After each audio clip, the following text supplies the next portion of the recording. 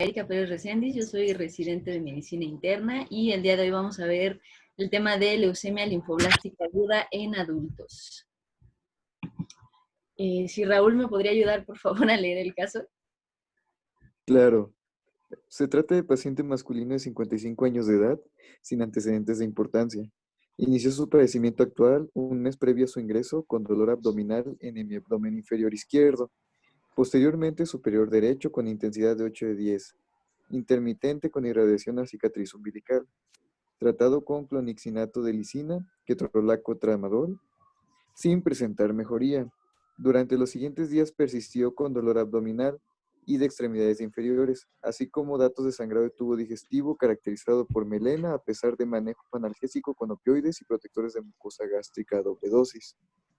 A su ingreso se encontró alerta, diaforético, con fases de dolor, hidratado, adecuada coloración de tegumentos, sin plétora, tórax sin adventicios, ruidos cardíacos sin alteraciones, abdomen con contracción voluntaria, blando, depresible, no doloroso, timpánico, peristalsis presente, hepatosplenomegalia presente, extremidades sin edema, no presentaba adenopatías, sin dolor a la palpación en región lumbar, exacerbación de dolor con movimientos laterales de flexión y extensión. Se encuentra con los siguientes exámenes de laboratorio: hemoglobina de 8.6, leucocitos 3.2, neutrófilos 0.38, linfocitos 2.05, plaquetas 55,000, fosfatasa alcalina de 1366, TGO 82, TGP 69 y deshidrogenasa láctica de 1755. Muy bien, gracias, Raúl. Si quieres tú mismo o alguien más le podría ayudar. Yo le ayudo. Usted interconsulta el servicio de hematología por pancitopenia en estudio, quien decide realizar aspirado y biopsia de médula ósea, encontrándose invasión por 80% de linfoblastos, que expresaban el antígeno CD10, CD19, CD20, con lo que se integró el diagnóstico de leucemia linfoblástica aguda. ¿Cuál de los siguientes criterios diagnósticos es el correcto para el diagnóstico de LLA? Y pues en este caso sería la 1, infiltración mayor al 20% de linfoblastos en médula ósea. Muy bien, Iván. Edu, tú que habías empezado a leer el otro, por favor. En caso de que se reportara leucemia linfoblástica aguda con cromosoma Filadelfia positiva, ¿qué translocación esperaría encontrar? La segunda, la T922. Muy bien, Edu. ¿Y alguien más que nos ayude a leer la última pregunta, por favor? Yo. Sí. ¿Qué medicamento ha demostrado mejorar la sobrevida en pacientes con cromosoma Filadelfia? Y de esos creo que sería la 4. Muy bien, Bren, el desatinib, vamos a ver por qué. Bueno, pues ya entrando en tema, ¿cómo se va a definir la leucemia linfoblástica aguda? Pues vamos a tener que es una patología hematológica maligna con proliferación de células linfoides en estadios inmaduros, en este caso linfoblastos, que va a invadir la médula ósea, sangre periférica y sitios extramedulares. Entonces, bueno, las leucemias agudas vamos a tener que van a resultar de una serie de eventos de mutaciones que se van a dar durante la hematopoiesis. Todas las células pluripotenciales en la médula ósea van a proliferar hacia dos líneas celulares que pueden ser la mieloide o la linfoide. Y bueno, dentro de la médula ósea. La línea mieloide, va a terminar su maduración dentro de la médula ósea, mientras que la línea linfoide va a terminar su maduración migrando hacia ganglios linfáticos, vaso y timo. Y vamos a tener que la leucemia linfoblástica aguda pues va a surgir de mutaciones genéticas múltiples que van a generar una proliferación, una maduración anormal de estas células. Nosotros nos vamos a concentrar el día de hoy en la línea linfoide y pues ya.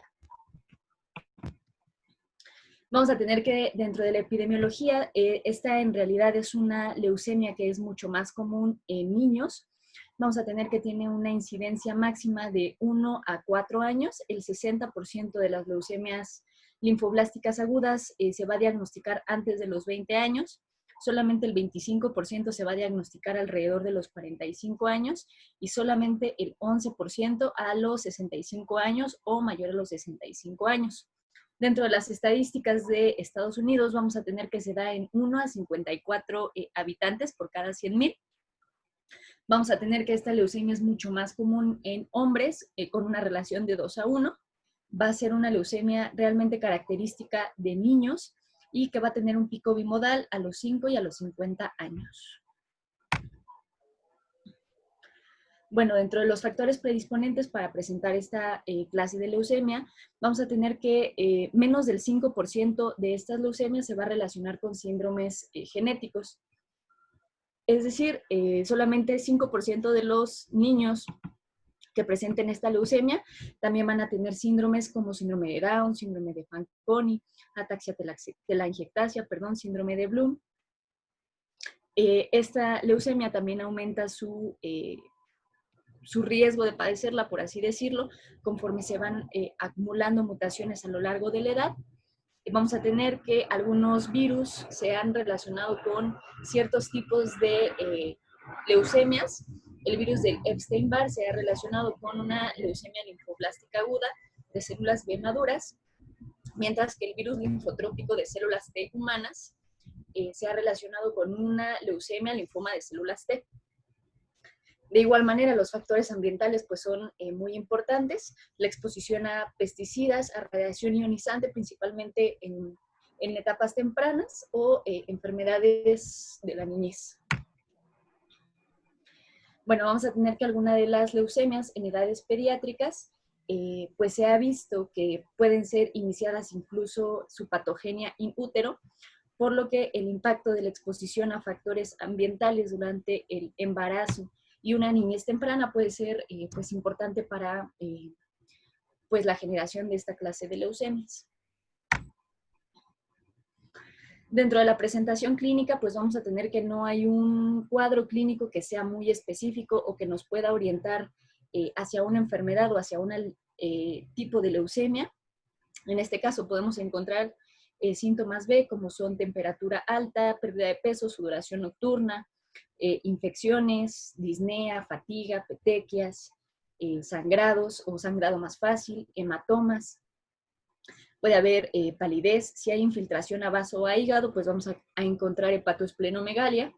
De igual manera se mencionaba que algunas de estas leucemias pueden debutar como alteraciones neuropsiquiátricas y en específico las leucemias linfoblásticas agudas de linfocitos T tienen presentaciones con infiltración a testículos, piel y mediastino. Bueno, vamos a ver que dentro de la evaluación diagnóstica, si nosotros pedimos un hemograma y un frotis de sangre periférica, pues vamos a poder encontrar varias alteraciones como anemia normocítica, normocrónica y regenerativa. En un 80 a 100% de los pacientes puede haber leucocitosis o leucopenia. Sin embargo, vamos a tener que la leucocitosis pues es un poco más común. Se puede encontrar hiperleucocitosis con más de 100 por 10 a la 9 en 10 a 20% de los pacientes. Podemos tener trombocitopenia. Y en el aspirado de médula ósea, pues el criterio diagnóstico, como bien nos había dicho Iván, va a ser un infiltrado de 20% o más de linfoblastos. Además, pues tenemos que pedir serología para virus hepatitis B, C y VIH. Dentro de la clasificación de este tipo de leucemias, pues vamos a tener que la clasificación vigente es la que se propuso por la Organización Mundial de la Salud en el 2008, con una revisión en el 2016, quedando la clasificación FAB, que es la más conocida, creo yo, un poco pues atrás. Vamos a tener que el 75% de las leucemias son de tipo T, al menos en adultos. Y bueno, pues la clasificación de leucemias, según la OMS, es con base en pues las alteraciones genéticas y citogenéticas que vamos a encontrar en estas leucemias. Siendo estas pues las leucemias linfoblásticas de tipo B no especificadas, la translocación 922 con mutación en el gen BCR-ABL1, que es de los más importantes, etc. Bueno, y además vamos a tener que también se dividen si son hiperdiploides o hipodiploides. ¿Qué significa que sean hiperdiploides o hipodiploides? Pues hiperdiploides que tengan una presencia en el cariotipo con células leucémicas de más de 50 cromosomas, incluso hasta 65, o que sean hipodiploides. Esto significa que tengan una presencia de un cariotipo en células leucémicas de menos de 44 cromosomas. Bueno, dentro del estudio citogenético, pues vamos a encontrar que en realidad esto va a ser importante porque nos va a dar una pauta sobre pues, el pronóstico de los pacientes, ya que ciertas translocaciones y ciertos genes nos dan un peor o un mejor pronóstico al tratamiento y de acuerdo a la expresión de marcadores, pues también va el tratamiento dirigido hacia ellos, que lo vamos a ver un poco más adelante. Aquí les dejo esta tablita para que ya la revisen ustedes. Se divide en hiperdiploide, hipodiploide, los del cromosoma Filadelfia positivo y pues los otros. Esta es una tablita de lo que les decía, de las determinantes genéticas de pues el tipo de leucemia de tipo T, B y sus, pues el pronóstico que tiene cada tipo de leucemia. Como podemos ver, las leucemias de tipo T son aquellas que tienen pues un pronóstico más bajo, aunque se ha visto que, los pacientes con mutación en el gen Notch y en el gen FBW7 pues tienen un mejor pronóstico que los que no lo tienen, y en general los pacientes con leucemia de tipo B que tienen un cromosoma Filadelfia positivo pues también van a tener un pronóstico muy malo. Bueno, vamos a tener que el inmunofenotipo lo vamos a poder nosotros ver a través de citometría de flujo. ¿Y en qué nos va a servir esto? Pues van a ser ciertos marcadores que van a expresar las células de acuerdo al estadio de maduración en el que se encuentra. Entonces, en el estadio más temprano de la leucemia linfoblástica aguda de células B, vamos a tener una expresión de CD19, CD79 y CD22. En el estadio intermedio, vamos a tener una expresión de C10, y en el estadio de precursores maduros de células B, vamos a tener a cadenas MU, CD10, CD19, CD22 y CD20. Mientras que el linfoma de Burkitt, ahora llamado linfoma de células B maduras, va a ser característico que tenga CD20 positivo. Y dentro de las leucemias de células T vamos a tener que lo característico va a ser que expresen CD3, mientras que el precursor químico temprano de células T va a ser el CD7. ¿Esto de qué nos va a servir? Pues ahora ya hay terapias nuevas que van específicamente hacia estos marcadores. Bueno, ahora vamos a ver un poquito de los factores pronósticos de los pacientes con leucemia linfoblástica aguda. Vamos a tener que hay factores pronósticos favorables y no favorables. Dentro de los factores pronósticos favorables, vamos a tener que sean femeninos y que no sean hispanos o negros. En general, los factores pronósticos que están asociados a raza y etnicidad se han asociado, además de a factores socioeconómicos, a variaciones genómicas. Por ejemplo, en el caso de los niños de origen hispano, tienen una sobreexpresión del gen CRLF2 que confiere una menor respuesta al tratamiento. Otro de los, pues de los factores pronósticos que nos van a dar una pauta más importante, pues es la presencia de blastos en el líquido cefalorraquídeo, al diagnóstico que se va a asociar con una menor respuesta al tratamiento, a pesar de que los niveles de blastos en el sistema nervioso central pues sean bajos. Y el factor pronóstico más importante va a ser la enfermedad residual mínima, que vamos a ver un poquito más adelante. Aquí está lo que les decía, la respuesta al tratamiento, la enfermedad residual mínima es el estándar oro de pronóstico y se define como la presencia de enfermedad en pacientes en remisión completa por análisis convencionales. Esta la podemos medir por métodos moleculares y por citometría de flujo multiparamétrica. Vamos a tener que la enfermedad residual mínima debe de evaluarse al final de cada etapa de tratamiento y es el factor pronóstico más poderoso en todos los grupos, incluyendo los de bajo riesgo. Vamos a tener que tenemos que realizar un monitoreo continuo, incluso después de un test negativo a enfermedad residual mínima. ¿Para qué? Pues para detectar recaídas tempranas en etapas preclínicas. Ahora, ¿cómo vamos a definir una enfermedad residual mínima? Pues va a ser como la presencia de 1 por 10 a la 3 blastos o más después de la terapia de inducción o 5 por 10 a la menos 4 blastos o más después de la terapia de consolidación. En cuanto al tratamiento, vamos a ver que el tratamiento se va a dividir en 4 fases que se van a dar a lo largo de 2 a 3 años, que es la fase de inducción, de consolidación, de intensificación y de mantenimiento. Cada una de estas fases pues va a tener un propósito en específico. Ahorita los vamos a ver uno por uno. Bueno, vamos a tener que la fase de inducción tiene como propósito inducir la remisión completa, erradicando las células leucémicas en la médula ósea y restaurando la hematopoiesis normal. La fase de inducción se va a dar con glucocorticoides, con vincristina, con L-asparaginasa y con antraciclina. Bueno, vamos a tener que los esteroides, los que se utilizan son 2, la prednisona y la dexametasona. El que se había considerado como el estándar de oro para el tratamiento en la inducción es la prednisona. Sin embargo, al paso del tiempo y con la realización de estudios se ha visto que la dexametasona tiene un mejor manejo de la leucemia en sistema nervioso central y mejora la supervivencia libre de eventos en pacientes con leucemia linfoblástica aguda.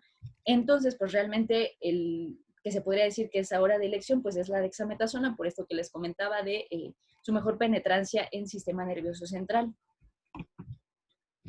Sin embargo, pues tenemos que tomar en cuenta que los esteroides tienen muchos efectos adversos, entre ellos pues la osteoporosis, osteonecrosis, alteraciones metabólicas y endocrinas, miopatías, efectos cardiovasculares, cataratas e infecciones. Otro de los medicamentos que se usa es la L-asparaginasa, que tiene 2 orígenes. Se puede extraer de Escherichia coli o de Erwinia chrysanthemi. Sin embargo, pues al ser un producto extraído de estas bacterias, el cuerpo empieza a generar anticuerpos que van a reducir la actividad de este medicamento. Y bueno, dentro de los efectos adversos están pancreatitis aguda, alteraciones hepáticas y alteraciones en la coagulación. Este es el precio de la L-asparaginasa. En realidad no se encuentra en cualquier farmacia. Me costó un poquillo de trabajo buscar estos medicamentos. Y bueno, pues esta tiene un precio de 949. Otro de los medicamentos que se puede usar en la fase de inducción, que está indicados solamente en pacientes con translocación BCR-ABL1, como bien decían, son los inhibidores de la tirosina quinasa. El imatinib, que es un inhibidor de la tirosina quinasa de primera generación. Sin embargo, se vio que con el imatinib pues había más recaída a nivel del sistema nervioso central. Entonces, posteriormente apareció el desatinib. El desatinib tiene mejor penetrancia al sistema nervioso central y ahora me parece que es el que se usa con más frecuencia, mientras que el pronatinib es un medicamento de tercera generación que está indicado para casos refractarios solamente al imatinib y al desatinib. Como pueden ver, pues son medicamentos bastante caros. De hecho, los de segunda y tercera generación pues están arriba incluso de los 50,000 pesos. Y bueno, pues vamos a tener que dentro de la profilaxis al sistema nervioso central se puede dar con dos cosas, con quimioterapia intratecal o con radioterapia. La quimioterapia intratecal se va a dar al menos 2 veces en cada ciclo por al menos 4 ciclos. Y bueno, la quimioterapia intratecal se va a dar con metotrexato o con una combinación entre metotrexato, citarabina e hidrocortisona, más dosis altas intravenosas de metotrexato y citarabina. Y bueno, otra de las opciones para profilaxis del sistema nervioso central, que de hecho era la de elección antes de la quimioterapia intratecal, es la radioterapia. Sin embargo, se ha visto que pues, la radioterapia se asociaba a déficits cognitivos, a endocrinopatías y a cáncer secundario, además de que aumentaba la mortalidad en estos pacientes. Entonces, pues, ahora lo que se utiliza es la quimioterapia intratecal. Uno de los medicamentos que puede encontrar de la quimioterapia intratecal es la citarabina, que tiene un precio de 577 pesos.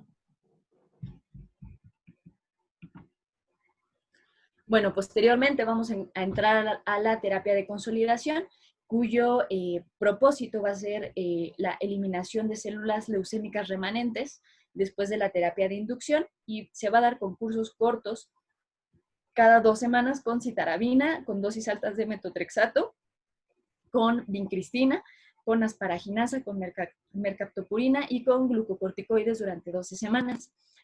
Además, bueno, se tienen que dar dosis de rescate de ácido fólico por pues el uso del metotrexato. Sin embargo, se ha visto y se ha asociado al ácido fólico con mayor riesgo de recaída en estos pacientes. Posteriormente vamos a entrar a la terapia de intensificación, que son los mismos medicamentos que están utilizados en la fase de inducción, que son los glucocorticoides, la vincristina, la asparaginasa, la antraciclina y pues de cajón la quimioterapia intratecal. Posteriormente vamos a entrar a la terapia de mantenimiento, cuyo fin va a ser el de prevenir recaídas y el de prolongar la remisión, y se va a dar con mercaptopurina y con metotrexato semanal. Se puede usar con o sin vincristina y con pulsos de glucocorticoides cada 1 a 3 meses durante 2 a 3 años, inclusive posterior a la inducción. Aquí está el precio de la mercaptopurina, que pues es de 1,500 pesos, y del metotrexato, que es de 1,045. Otra de las opciones terapéuticas es el trasplante halogénico de células hematopoyéticas. Vamos a tener que este es el estándar de oro para el tratamiento de consolidación de personas de alto riesgo, y va a ser, por supuesto, la primera línea de tratamiento en pacientes con cromosoma Filadelfia positivo. Además, se puede considerar en pacientes con enfermedad residual mínima después de la inducción o la consolidación, a pesar de que no tengan cromosoma Filadelfia positivo. Vamos a tener que el trasplante halogénico de células hematopoyéticas va a ser preferiblemente con hermanos compatibles. Sin embargo, pues también se puede hacer con compatibles no relacionados, donantes haploidénticos o donación de cordón umbilical. Y bueno, vamos a tener que la expresión de los marcadores CD20, CD19 y demás, pues es importante porque hacia ellos se han dirigido las nuevas terapias. Ahorita vamos a explicar alguno de estos medicamentos, pero es solamente para que ustedes vean. Este esquema me gustó porque pues ilustra muy bien los nuevos medicamentos que hay y hacia qué receptor pues van dirigidos. CD20 vamos a tener que es un marcador en general de mal pronóstico para los adultos. Se encuentra en el 30 al 50% de los pacientes, y vamos a tener que el medicamento que se utiliza en estos pacientes es el rituximab, que es un anti-CD20 que ha mejorado la sobrevida en pacientes con este marcador, y que se da en enfermedad refractaria o recaída, que es en donde se ha visto una más alta utilidad, y se utiliza el esquema con rituximab, ciclofosfamida, vincristina, doxorubicina y dexametasona, que es el que ha demostrado menores recaídas y una mejor sobrevivencia. Para CD22, que tenemos que está presente en el 90% de las leucemias linfoblásticas agudas, está el inotuzumab de ozogamicina. La verdad es que no sé si este se encuentre disponible aquí en México. La verdad es que yo no lo pude encontrar, al menos en las farmacias ni en internet, su precio. Sí encontré la presentación, pero no el precio. Y bueno, se ha visto que los pacientes que utilizan este medicamento presentan un 81% de remisión completa versus un 29% que se da en los pacientes con los esquemas de quimioterapia estándar. Sin embargo, este medicamento se ha asociado con una mayor hepatotoxicidad, que es lo que pues menciona el artículo, ha limitado un poco su uso. Para CD19 tenemos que está presente en el 90% de los pacientes con leucemia linfoblástica aguda de células B. Para estos pacientes está el blinatumomab, que es el medicamento que está aprobado para tratamiento en pacientes con cromosoma Filadelfia negativo y CD19 positivo con recaídas o que sean refractarios al tratamiento, o en la primera o segunda remisión en pacientes con enfermedad residual mínima persistente. Además, se ha visto que dentro de las ventajas de este medicamento es que tienen una toxicidad aceptable, ya que los pacientes pueden presentar solamente fiebres, calofríos, neutropenia, anemia e hipogamaglobulinemia. Sin embargo, pues no se ve en todos los pacientes. Y por último, vamos a tener al receptor de antígeno quimérico de células T, por sus siglas en inglés se llama CAR-T, que son células T que están genéticamente modificadas para que vayan contra anti-CD19. ¿Cómo funcionan esta terapia? Pues extraen nuestras células T, las modifican genéticamente para que al reinsertarlas, pues ataquen a las células tumorales que tengan expresión de CD19. Sin embargo, pues se ha visto que tiene efectos adversos muy severos, como el síndrome de liberación de citoquinas, que puede ser mortal, y neurotoxicidad. Sin embargo, pues se ha utilizado tocilizumab, que es un anti-IL-6 para el síndrome de liberación de citoquinas, y para la neurotoxicidad, pues ha sido manejada con esteroides. Y bueno, ese es el tocilizumab. Y ya, eso sería todo. No sé si tengan alguna duda. Yo le quiero hacer una pregunta al doctor. La punción lumbar, ¿cuándo la debemos de hacer? Porque pues, corremos el riesgo de hacer una siembra en el sistema nervioso central. ¿Cuándo la recomiendan? Así es, pero inclusive todos los protocolos dicen que es a partir del diagnóstico empezando el tratamiento. Lo hacemos al primero o segundo día que ya estamos de alguna forma controlando la enfermedad. Sin embargo, sí debe ser en forma temprana y empezar el diagnóstico, porque eso le va a dar pronóstico, como dijo, de que si está infiltrado, realmente va a tener peor pronóstico de no estar infiltrado. Y que lo infiltremos sería realmente muy raro. Una punción bien hecha difícilmente llega a sembrar células linfoblásticas dentro del sistema nervioso central. Aquí me llama mucho la atención y está muy bien hablar del precio de los medicamentos, pero el último y el más novedoso que nos dijo Carlita es el blinatumomab, que es el blincito, y es un medicamento hiper caro. De todos los medicamentos que hay en el mundo, es el medicamento más caro. ¿Cuánto vale más o menos, Carlita, no viste? ¿Cuál, doctor? Perdón. El Los blinatumomab. que, no, los que no puse fueron los que no encontré en las farmacias de aquí. No, el último sí lo mencioné. El de 33,000 pesos. ¿Sí, no? Una Sí, sí. ampolleta. Una No. ampolleta. Ajá. Y realmente se lleva 1,000,000 de pesos el tratamiento al mes. O sea, es una cosa impresionantemente cara. Doctor, y en el caso el del inotuzumab o sogamicina, ¿sí se utiliza aquí en México? Yo la verdad es que no lo pude encontrar, al menos aquí en farmacias. Sí, es muy complejo ese medicamento porque vienen dos moléculas que se unen y empieza a radiar. Entonces tiene que ser bajo ciertas condiciones para poderlo meter. Sin embargo, sí tenemos disponible en México ese medicamento específico contra cuando tiene CD20 positivo, ¿no? O es refractario. Es correcto. Y otra corrección muy importante que no es de desatinib, es dasatinib. Ah, perdón, doctor. Sí, porque lo van a ver y ya todo el mundo decía, sí, sí, el DESA y el DESA no existe. Está bueno. Oye, y yo quiero hacer mención nada más finalmente aquí en la cuestión de los precios, que existen 3 niveles de precios muy difíciles en México y ustedes lo van a ver. Estos precios que diste son precios de farmacia y son precios baratos, son buenos, son accesibles. Pero el precio real a nivel gobierno es infinitamente mucho más bajo. Si una rituximab te vale 30,000 pesos en la farmacia, a nivel gobierno te lo da en 5,000 pesos.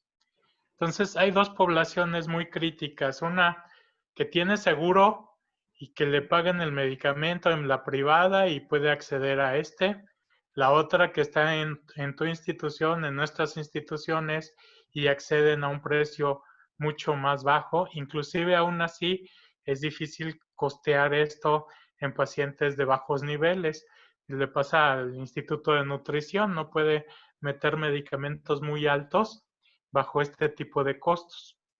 Y la otra es que se van al seguro popular, donde están pasando los medicamentos sin costo, pero solo en niños. Y ya específicamente estamos viendo que se avance sobre la leucemia linfoblástica en el adulto. Lo vimos en la Cámara de Senadores con un grupo que estamos, pues es como una ONG, pero nace de cancerología y se está intentando ver que estos medicamentos se integren en las progresiones de unos enfermos. Es así como ahora ya hay este tratamiento para algunos de los pacientes. Y tenemos descubiertos un amplio margen de pacientes. Aquellos que no tienen ni institución, ni tienen el seguro médico que le pueda pagar esto. Entonces, son los que vemos en la privada y tenemos que buscar alguna salida de manejo inmediato para estas cuestiones, porque como tú dijiste, la leucemia avanza rápidamente y puede ser agresivamente mortal, ¿no? Entonces, más vale contemplar esta situación. De los linfoblastos, ¿qué características nos puedes decir o cómo son morfológicamente? Pues tienen más citoplasma, ¿no? Más. ¿No sacaste foto de ella? No sé si, a ver, espérenme. Que no vi por verte. Creo que esa, ¿no? Esa. Ajá. A ver, pero es que estoy viendo otra cosa. No sé si sí Es sea. correcto, mira, son células, no tiene mucho citoplasma, el núcleo es muy, muy, muy grande. De hecho, antes una clasificación la dividía en células grandes, grandes y pequeñas y mixto. Eso ya quedó un poco a lo antiguo porque ahora se utilizan los marcadores. Lo importante es que estas células las podamos identificar inclusive en el frotis de sangre periférica cuando vemos un paciente de estos.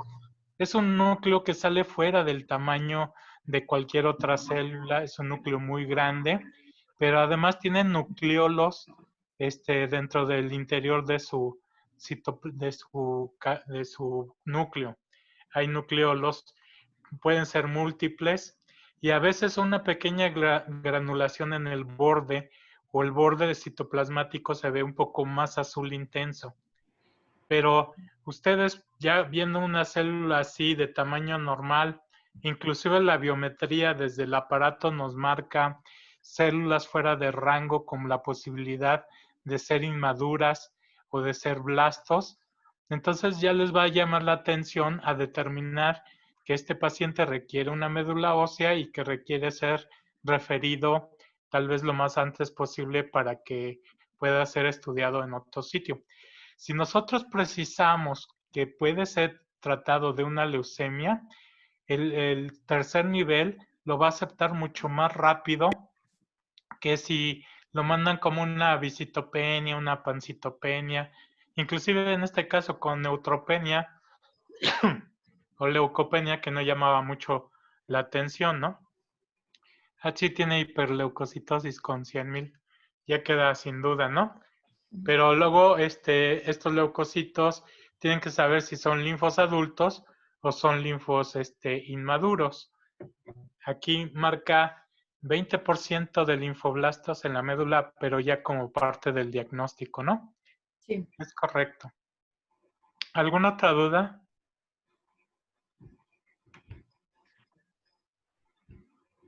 Y no me acuerdo, Mari, quién es el caso, ¿eh?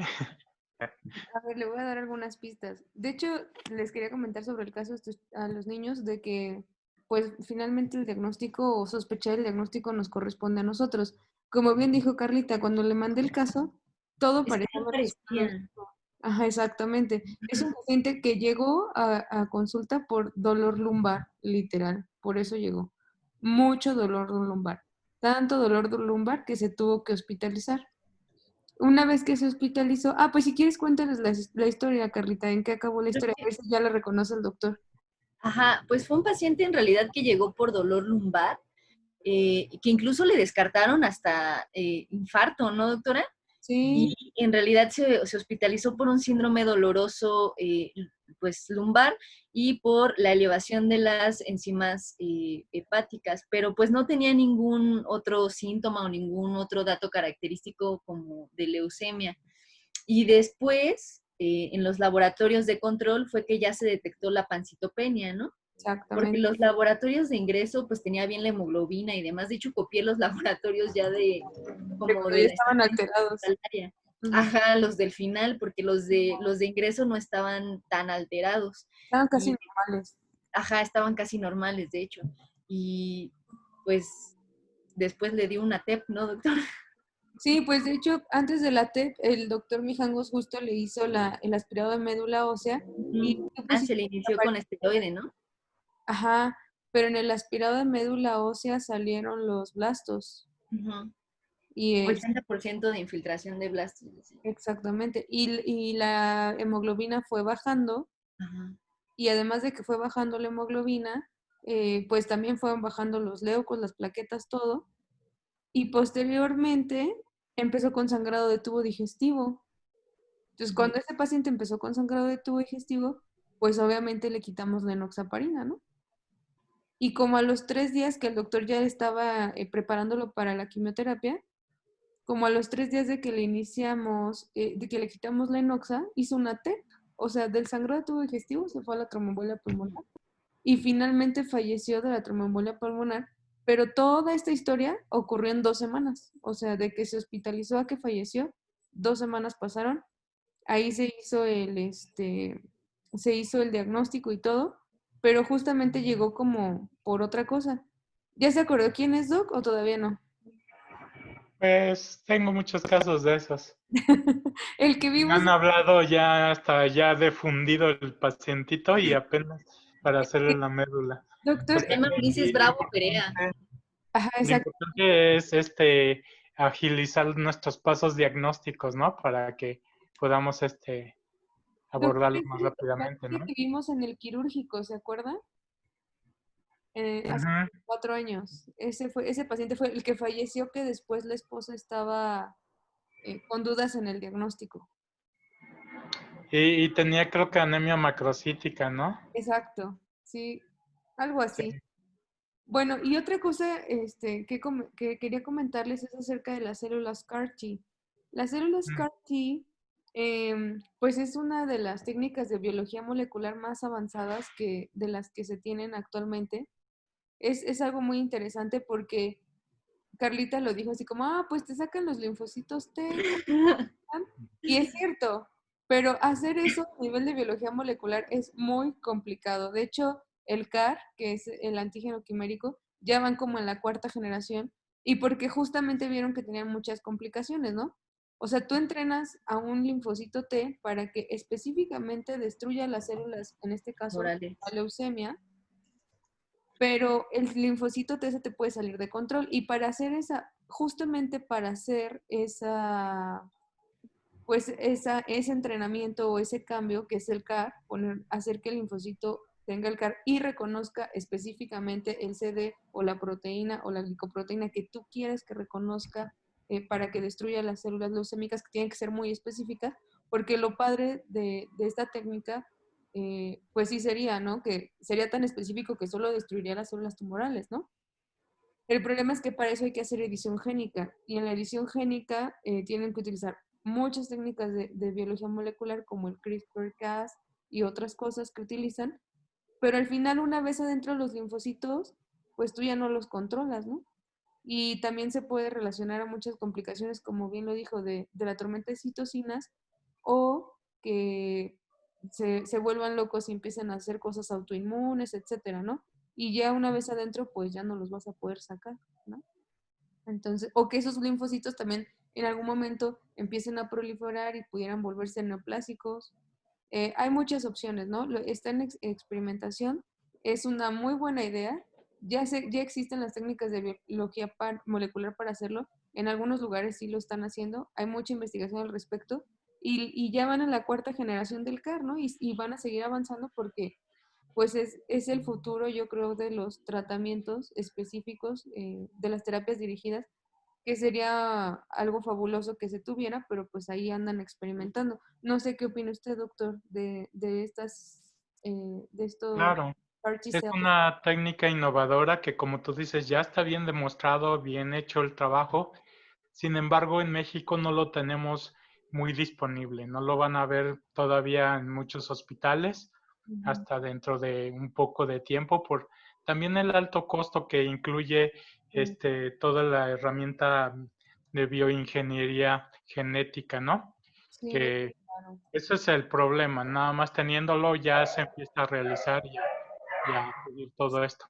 A lo Sí, mejor algunos del seguro podrían empezar ya a desarrollar en breve esto, ¿no? pues está más que nada en protocolo, ¿no? Yo he tenido compañeros No, de maestría sí se y del hace, ¿no? doctorado que han estado Ajá. intentando ahí meterse a ese campo, pero como usted dice, el financiamiento es lo más complicado porque sí es muy caro. Los insumos son muy caros. Sí, y lo ves a nivel privado, pero yo lo he visto un caso en el INCAN, Ujú, otro en Médica Sur, pero realmente no así que se pueda tener disponible en cualquier otro sitio. Bueno, en Pemex no lo tenemos, no lo tenemos en otras instituciones de salubridad, es claro. difícil. Y creo que en el seguro hay datos de que pueden estar empezando a hacerlo en la raza. Ok, Hay ujú, un doctor muy habilidoso. claro. Pues Sí, sí, pues lo único que yo creo que importante de este tema recordar eso, ¿no? Que a veces los pacientes, como el caso que puso Carlita, pues llegan como por otra cosa y termina siendo una leucemia y que en niños tal vez son un poco menos peligrosas estas neoplasias que en adultos, ¿no, Doc? El pronóstico en adultos en general. el panorama no es tan bonito porque yo he visto la serie del Instituto Nacional de Pediatría. Ujú, El 10% mueren entrando al hospital, o sea, es tan lento el ingreso del paciente, toda esta cuestión, que por sangrados, trombosis, tromboembolias, varias cuestiones de estas, la mortalidad de alguien que pudo haberse salvado es alta. ah, Después ellos en el esquema pediátrico dicen que después de 9 años ya son de alto riesgo, mal pronóstico. Y pues muchos pacientes, como dijo bien Carlita, tienen un pico pediátrico, pero también rayan entre los 9, 10, 11 años, donde para ellos en sus esquemas que eran del San Jude 1, 2, 3, 4 hasta el 13, 14 que van ahorita, en esos protocolos han encontrado mejoría cada vez en la forma de tratar este tipo de pacientes. La realidad es que deben de salir un 40% de los pacientes adelante con cierto grado de curación y sobre todo, como dijo antes, los que tienen terapia de trasplante en un momento dado también puede ser más factible. Y en el adulto hubo varios esquemas, los medicamentos que ella mencionó son perfectos, pero antes se veía aquí el esquema americano. Los americanos ya no les fue tan bien y entonces los europeos, el BFM, que son de los británicos, franceses y alemanes, ellos tuvieron un éxito con L-asparraginasa y otros medicamentos que incorporaron al tratamiento, y estos nuevos esquemas han dado una mejor respuesta en estos casos. Y la otra es que estos esquemas ya han sido mejorados otra vez con los españoles, que se parecen mucho al tratamiento de los mexicanos, porque buscan costos, beneficio, la posibilidad de trasplantes. Y hay pioneros muy importantes que están estudiando la posibilidad de quimio, trasplante para una respuesta mayor. Y antes la que era de mal pronóstico, que era la cromosoma Filadelfia positivo, ahora es el de mejor pronóstico, porque al agregar estos medicamentos suprimimos más rápidamente la clona. Igual con la ozogamicina es lo más actualizado. Yo de hecho sí lo pedí para un paciente también en Pemex. Yo me acuerdo que era compra extra porque era una infiltración aguda. Ya no te tocó porque fueron de los más recientes, pero Sí, tarda en llegar la compra.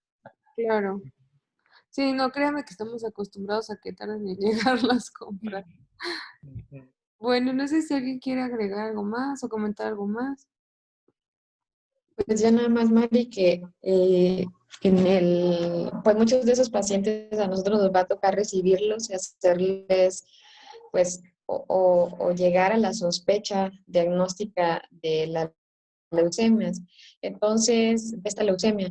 Es importante, así como tú decías, pues muchos de los síntomas van a ser pues un tanto inespecíficos. Tendríamos que como buscar más información para poder llegar a ese diagnóstico y teniendo en cuenta también que, como bien comentaban, muchos de esos pacientes van a llegar con nosotros porque están en una situación crítica, ¿no? Por ejemplo, infectados o están así, como bien lo decían, consangrados. Yo recuerdo una señora que nos llegó y que sí se concluyó el diagnóstico y llegó la señora con una neumonía, pero entonces cuando le vemos la biometría hemática, pues, y se hace toda la demás determinación, pues con la sospecha de esta leucemia, se manda a tercer nivel y bueno, se estableció el diagnóstico, pero finalmente la señora casi cuando la mandamos a tercer nivel, pues realmente iba mal porque estaba séptica,